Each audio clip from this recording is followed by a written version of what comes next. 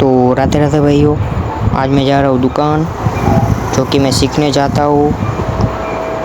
तो ये रही हमारी दुकान और ये दूसरी दुकान, और मैं ब्लेड लेके आ गया हूँ और मैं फिर चाय लेने जा रहा हूँ। और ये लेके आ गया दुकान पर और फिर बजाया मैंने स्पीकर चेक किया। मुबारक भाई का 11:15 बज गए हैं। मुबारक भाई काम कर रहे हैं और बाहर का व्यू भी अच्छा है। फिर मैं हाथ मुँह धोने लगा। अब मैं जा रहा हूँ बाहर। अरे तू जा रही चिमकांडी और ये नियारा का पेट्रोल पंप। फिर गाड़ी लेकर निकल गए फिर से और चलाई ये भी ड्राइवर।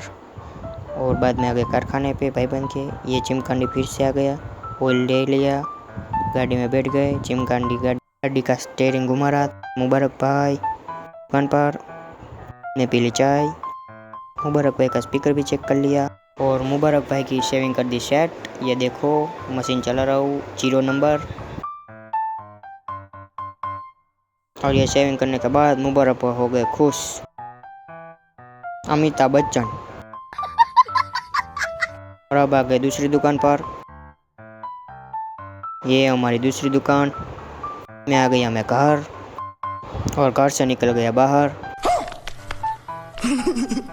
हम करते हैं प्रबंध आप।